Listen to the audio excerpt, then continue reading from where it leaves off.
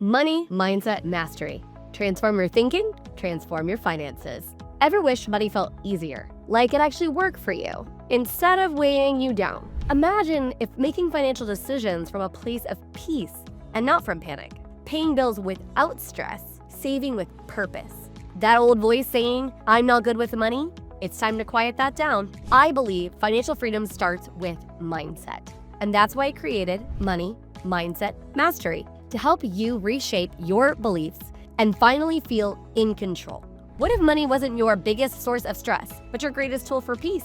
What if you could build real wealth, not just in your bank account, but in your habits, in your mindset, and in your daily life? That's what this show is about. Welcome to Money Mindset Mastery, where we can turn knowledge into clarity and clarity into action. I'm Jax Crider, and I'm here to help you master the mindset behind money. Because when you shift your thinking, your finances start to follow. With over 20 years of experience in the mortgage and the financial space, I've seen firsthand how powerful your mindset can be in shaping your financial future. And now I'm here to share what works with you.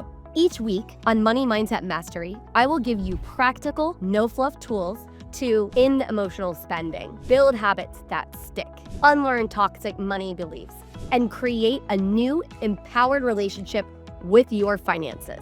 You don't need to be perfect with money. You just need to be present with your values, your goals, and your truth. Money isn't just about numbers, it's about how you think. And when your mindset shifts, so does your life. Welcome to Money Mindset Mastery. Let's begin. Episode 3. Money trauma is real. Here's how it shows up. So you think that trauma only lives in your body, but you need to think again. Because guess what? It lives in your bank account too. And so financial trauma isn't just like a buzzword. It is a silent saboteur wrecking your relationships with money. And this is the hardest part, is that you may actually not even know it's there. So we live in a world today where trauma has definitely become a buzzword, right? We are now so much more familiar with emotional trauma, right? And trauma from our childhood and all these different kinds of trauma. But I don't really feel like anybody is talking about it from the financial aspect. And so we're going to talk a little bit about money trauma. And by the end of this episode, my goal is that you're going to recognize the hidden trauma loops that are keeping you stuck. And I want to show you one simple way to start breaking that cycle right now and today. So if you have ever felt a knot in your stomach when you're paying a bill, this is exactly why. It's this trauma. And so that's what we're going to get into, because you're going to start having aha moments. They're going to be coming in fast, and it's going to literally change everything about the way that you relate to your money. So first of all, let's talk a little bit about money trauma triggers, survival mode, and your nervous system, how it's going to show up. What is the fight, flight, freeze, or fawn? Oof, say that 4 times fast, right? And so how this money trauma really is affecting you. And like I said, sending that body into survival mode and triggering that nervous system into some of these kinds of responses, okay? So financial trauma, it is not a single big event necessarily. It could be, like there could be something that has happened to you that is like a single defining moment that you can actually like put to words. It's going to be any experience, whether that is big or small, that has left any lasting emotional wound that is tied to money. So let's unpack that for a minute. What types of things are we talking about? Okay, so this could be growing up in a household where money was really scarce, right? Maybe you felt broke all the time. Maybe you actually heard those words a lot, right? I joke all the time, and you hear me say sometimes, oh, money doesn't grow on trees, right? This is a scarcity mentality thing. Sometimes you felt it in different ways. Maybe you were one of those people that always wore hand-me-down clothing, or you always, had some holes in the bottom of your shoes. This is not to shame anybody. It's just the reality of certain people's circumstances, and I'm just acknowledging those things, that these could be some of the events, some of the things that have created some emotional wounds within you. It could be being shamed for wanting or spending. And so in my household, we were taught to save money, that was a good thing. And that's not necessarily wrong. but we were almost in a weird way shamed into spending money. In fact, still to this day, you'll hear my dad say to me, "Oh, Jax, if one was good, then 10 would have been better." Insert heavy eye roll here, right? Super frustrating, but again, this creates some kind of shame for wanting to spend money. It could be bankruptcy. That's usually a more big event that you're probably going to know about. It could be a major job loss. So you thought everything was going right, and then that job like that just fell out and was kind of ripped from underneath you. It could be financial betrayal. Maybe we had a partner in life, whether it be like a roommate or like a romantic partnership, a marriage, something like that, and there are some heavy financial traumas there. And some of that with that betrayal, right? Maybe somebody spent a bunch of money or hid money from you. I mean, all kinds of ways financial betrayal shows up. I'll share a little bit about my personal story when it comes to trauma here in a little bit. Could be watching your parents argue about bills. I have a very apt story that I can tell you about this one here in a little bit, right? So watching them struggle and argue and things like that, right?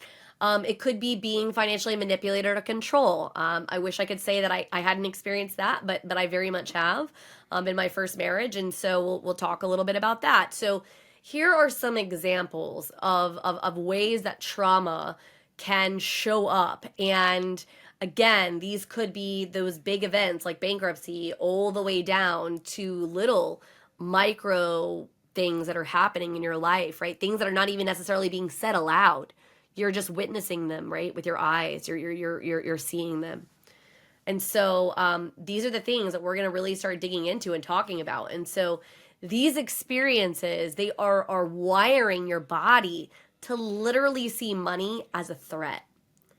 And so this wiring, it's running in the background of all the financial choices that you're making.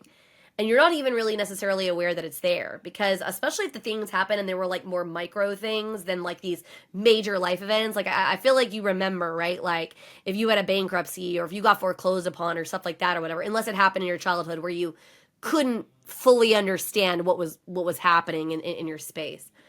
But anyways, micro shifts make it really hard to even realize that this pattern is like running in the background of your life.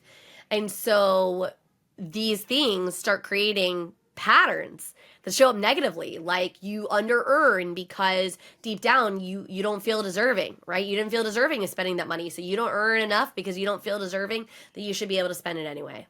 Or you hoard money, right? Or you overspend it because it just doesn't feel safe. It doesn't feel safe to have and to hold in your hands because of the fact that you feel like it's either never going to be enough or that you can't trust yourself. You freeze when it's time to make your decision. And so that can be another reason that this transpires, right? You can feel intense shame even when you're paying things or paying bills or things like that you actually can afford. And so all of these kinds of patterns start emerging, right? And your body, it can't tell the difference between the tiger and the credit card bill. And so it reacts in the exact same way. And so let's talk for a minute about some of my own personal stories, okay? So I'm going to share just a few of them just so you can kind of understand and relate to like some of the things that maybe you experienced. So there's a very defining story in my childhood where I remember something happening that definitely shaped the way that I viewed money. And I will preface this by saying that I was and am very blessed to have grown up in a household where money wasn't necessarily like a huge problem, if you will, right? I grew up very kind of middle class. We lived in a nice house. We took decent vacations. We never really worried about food on the table or whatever. But that doesn't necessarily mean that scarcity doesn't show up, even in families like that. And it definitely was showing up in mine. And creating some of this money trauma. So we're sitting around our dinner table and we're eating. We very rarely ate out as children. That was some stuff of my mom's past, and that's fine. And I actually enjoy cooking and eating in myself. And so we're sitting around the table and we're eating, and my dad decides that we, as a treat after dinner, we should go to a local ice cream parlor. close to the house. And my mom, they kind of took turns in my household of like compiling and managing the budget, right? To like see where all the money had gone the month before and whatever, and where it was going that month. And they kind of took turns and traded off. And she had just been working on this, I guess, that day or days before, or something like that. Okay. And so, great. My dad says, yeah, we should go to the place. And my mom literally says to my dad, we can't afford to get ice cream, and bursts into tears and leaves the table. Now, mind you, I'm probably 15, 16 at the time, but that has impact, right? I mean, I'm not the one paying the bills, but I still felt that, right, to my core, like this statement by my mother that we couldn't afford ice cream. And I just will never forget that sort of feeling. And this is sort of a traumatic experience. Now, on its face, and because I'm a very analytical person, like I sort of had some more conversations to kind of understand the surrounding, like later in life, to kind of unpack this for myself. But a lot of times these kind of stories, maybe not as extreme as this, but they happen, and we don't even realize necessarily that's happening or that's going on, right? And so that's one story. Another story is, I think I've always, as a child, maybe never felt quite safe with money. And so when I entered my first marriage, we made a decision that he was going to handle most of the money. Part of that was because I sort of knew that a lot of times if I see money, I like to spend it, because I do definitely have that bent. Is to spend money. And so we made this decision as a couple, and we made it for good reasons. But what I didn't realize, and what had sort of happened, I guess, from maybe some of his own financial trauma, is it made my ex-husband incredibly controlling with money. I mean, literally, I couldn't even go to Target and spend $20 without getting the third degree. It was awful. And so, yeah, like this created some money trauma, right? Like some real trauma with money. And so I'm just saying that you need to work through where your trauma is hiding. Because if you don't start pulling back the layers and getting the self-awareness, you can't fix the issue. And it's going to continue the pattern inside your head, right? And this is where we're trying. I mean, this is why it's money mindset mastery. Like, we're trying to rewire this part of your brain, and you can't do it appropriately if you haven't stripped back the layers and figured out what's actually causing the trauma to begin with, right? And so I want you to go grab a journal, and the thing that I want you to do while we're about to go on break is I want you to write down one memory, just one, where money made you feel unsafe, and then we're going to work with that. Okay, so the next part is kind of a little bit interactive. So go ahead, grab that pencil, hit the pause button if you need to, and let's go ahead and write down one of these things. I gave you a couple of my own personal examples and stories.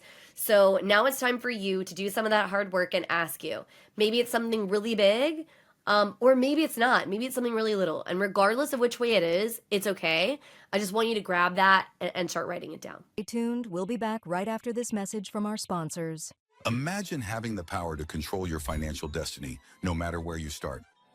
Welcome to the Financial Mastery Simplified course and resource platform, where financial education is tailored to your unique journey. We cover everything you need, from basic budgeting and saving strategies to advanced investing and retirement planning.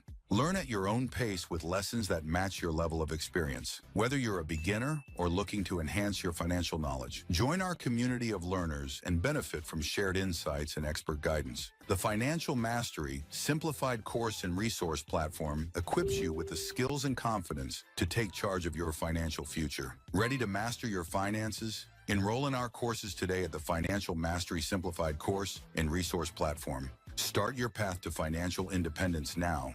Visit us at fms.tips and fms.college for more information. Hello, and welcome to PBJ Mortgage, where your home ownership dreams become reality. Today, we want to share why choosing PBJ Mortgage is the right choice for your home financing needs. At PBJ Mortgage, we're built on a foundation of values that drive us every day. Our commitment to educate, empathize, and empower our clients sets us apart in the mortgage industry. Our clients are at the heart of everything we do, and their success stories speak volumes. With years of experience, our team possesses in-depth knowledge of the mortgage programs, ensuring you receive expert guidance and the best possible rates. We offer a diverse range of loan options to suit your unique needs, including conventional, FHA, VA, and more. No matter your situation, we've got a solution. At PBJ Mortgage, we pride ourselves on providing personalized service. Our dedicated loan officers are here to guide you every step of the way, making the process as smooth as making a peanut butter and jelly sandwich. We understand that time is of the essence, which is why we've streamlined our processes for efficiency and convenience. Transparency and clear communication are paramount. You'll always know where you stand throughout your mortgage journey. Reach out to us today to set up a call to discover your options. If you're ready to make your home ownership dreams a reality, contact PBJ Mortgage today. Let us empower you during this exciting journey. Phone number 4-693-733-107 www.pbjteam.com. Visit our website or give us a call to get started. We look forward to helping you secure your future home. PBJ Mortgage, where home begins. Thanks for your patience. Okay, and welcome back. So we're going to talk now about how you heal this financial trauma, and then we're working on resetting your nervous system. Okay, so you can't make empowered financial decisions if your nervous system feels unsafe. And this is actually with anything, but especially in the financial realm, because it is so tied as a society to like our self-worth. Okay, so this is why like with this specific aspect with money, it's like super, super important. And so regulation is going to come before action. Okay.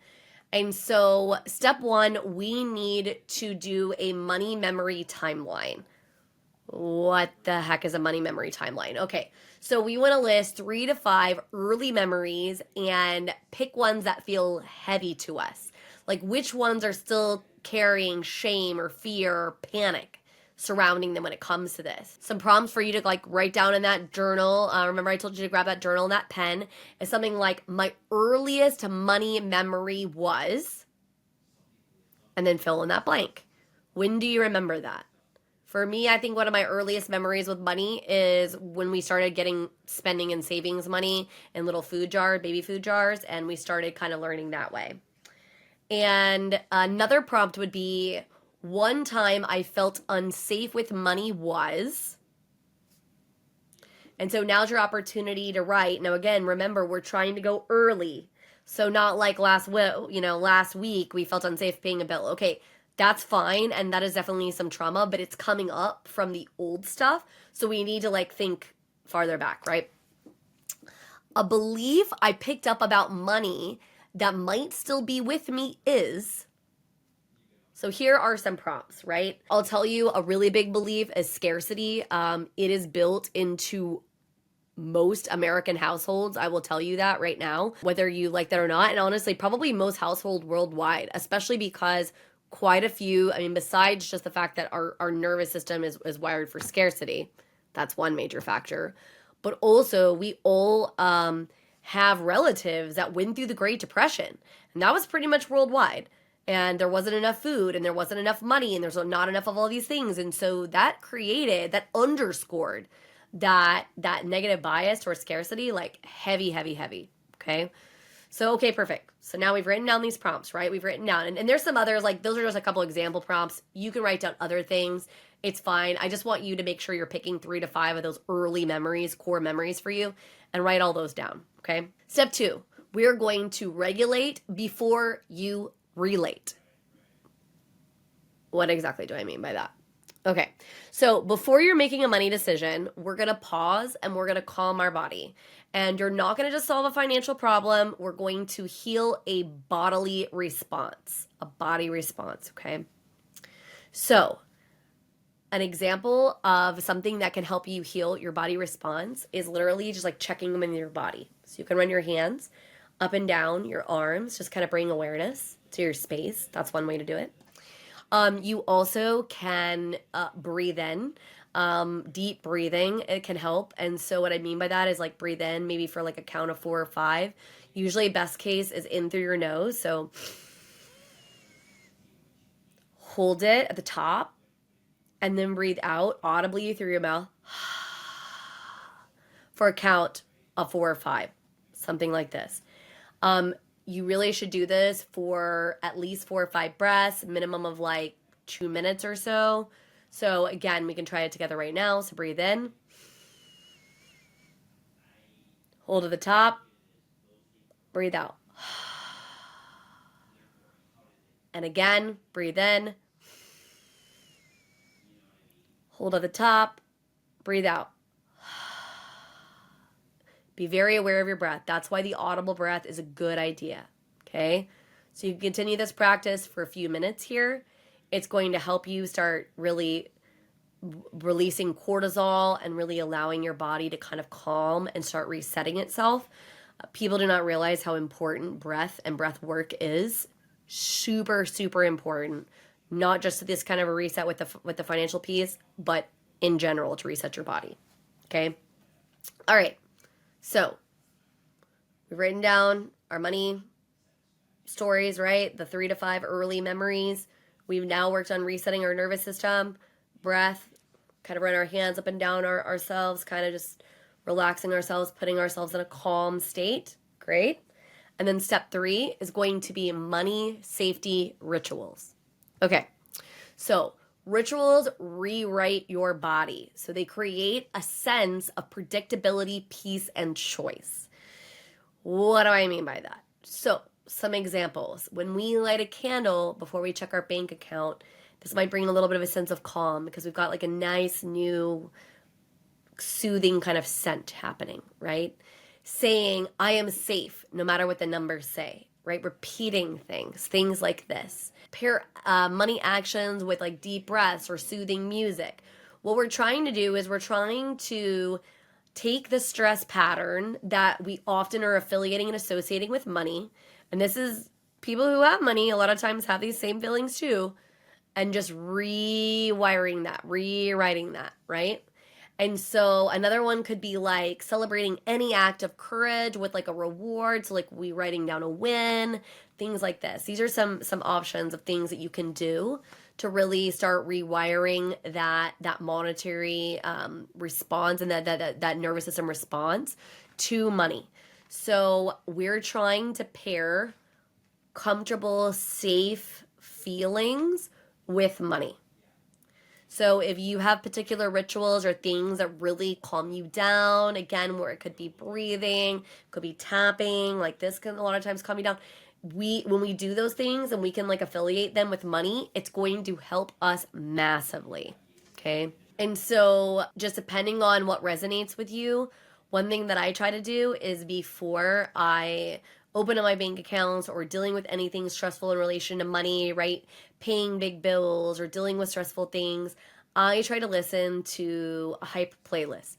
So for me, that gets my body pumping in the right way. I'm feeling good. And so then whatever that number is in my account, whether it's a really huge number or a really small number, I'm going to stress about it less. I'm not going to like have those kind of negative reactions, feelings when I go through that. And we've had a lot of people in the programs do a lot of the same thing. So they started using rituals before opening their account. Like they started listening to calm music. So for them, it was calm music. For me, it's like hype list, right?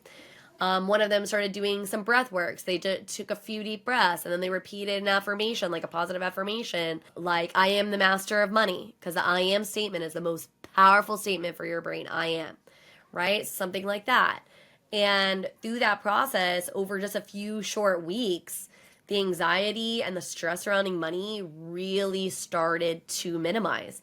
And now there's practically no stress when it comes to viewing money or digging in. So that's awesome, right? And so you're not going to fix your money problems with spreadsheets.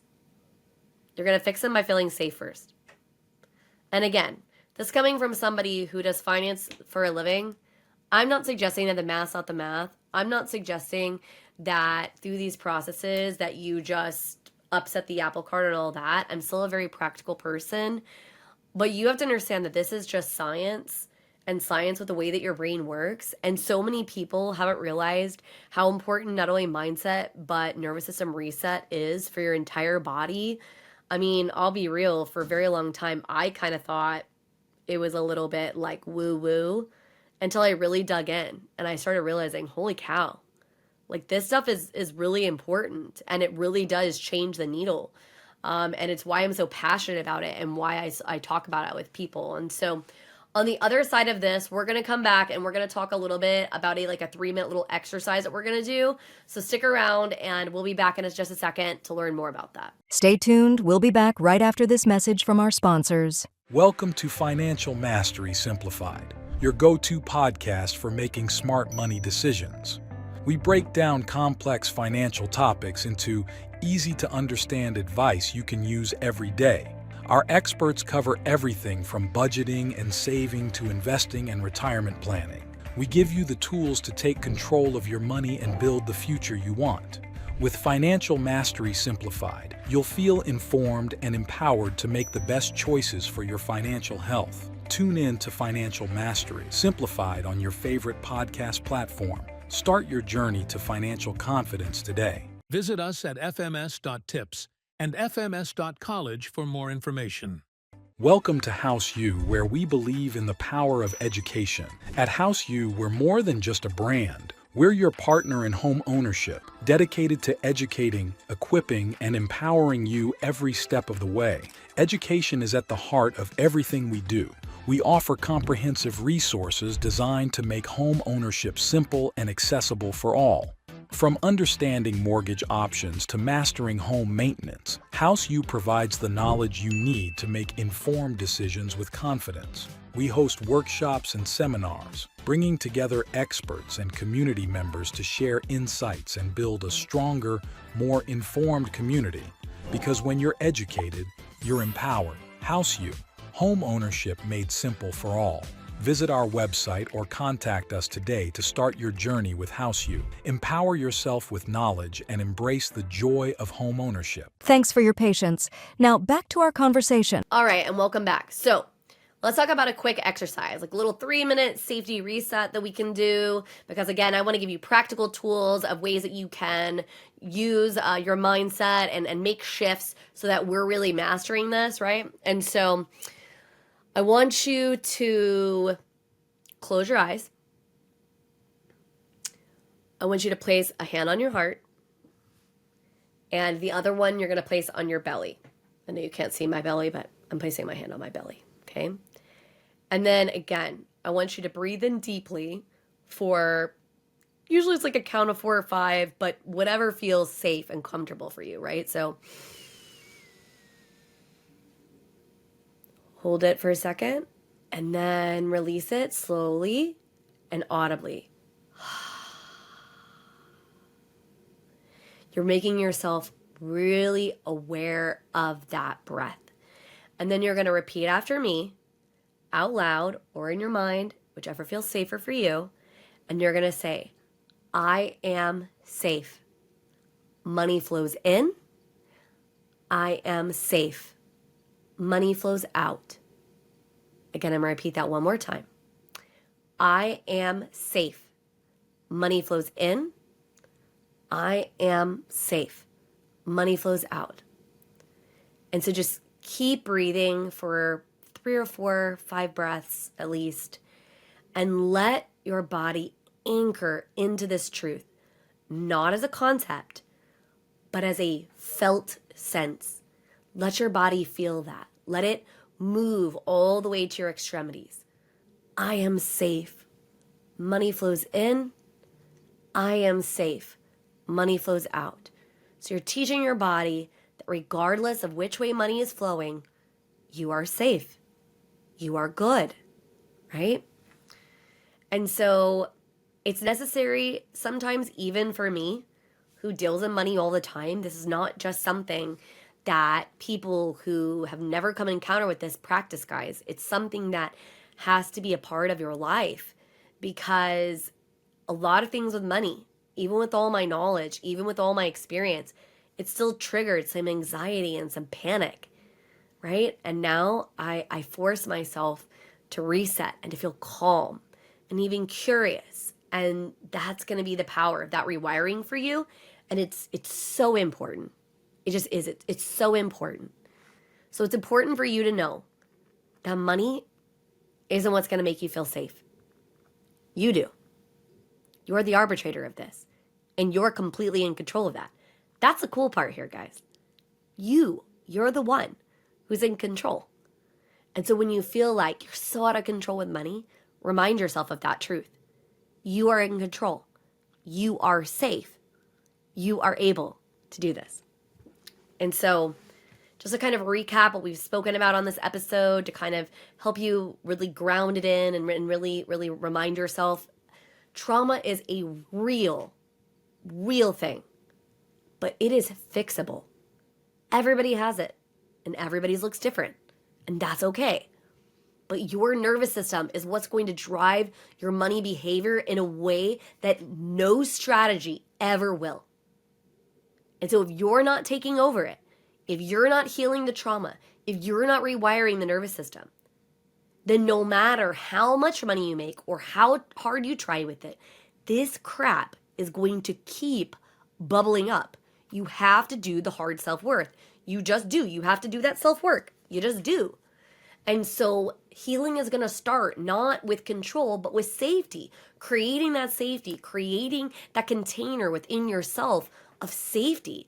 And it's really just small shifts. Like, it's just small shifts. And those little bitty small shifts that you're taking, they mean big changes over time.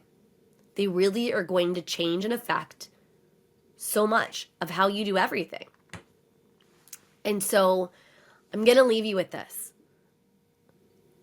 Please write down the things that have been coming up today. I guarantee you, as I spoke about some of my own story or some of these facts, these things, right, that have been bubbling up, things were coming up for you. Don't ignore them. If you choose to ignore them, just know that you ignoring them is not going to make them go away. And you not facing the fact of it and you not coming to the reality of it, it's not going to fix it. You hold that power. Money, mindset mastery, it already is a foregone conclusion if you want it to be. But not if we're not dealing with the trauma. And not if we're not dealing with all of this. And if you really want to dig deep into your trauma, Financial Instinct Framework is a program I created for that exact hard work. But you literally can start doing it on your own. You just have to stay diligent. You just have to stay diligent.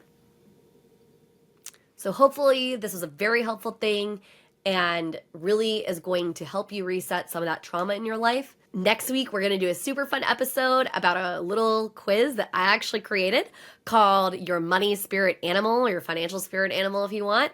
And it's how your financial personality shapes the way that you spend, you save, and you stress. And so this one is going to be a really fun episode, so I hope you tune in again next week. Your financial spirit animal, how your personality shapes your finances. Are you the kind of person who stashes cash in an app and forgets it? Or tracks down every dime and every penny? Or maybe you hustle really hard, maybe you'd rather not think about money at all. Here's the truth. You have a financial spirit animal, and once you know what yours is, it changes everything. You've got instincts when it comes to money, and whether you've been shaming yourself for them or ignoring them altogether or even trying to lean into them but not really being sure how, well, today we're going to decode what they actually mean.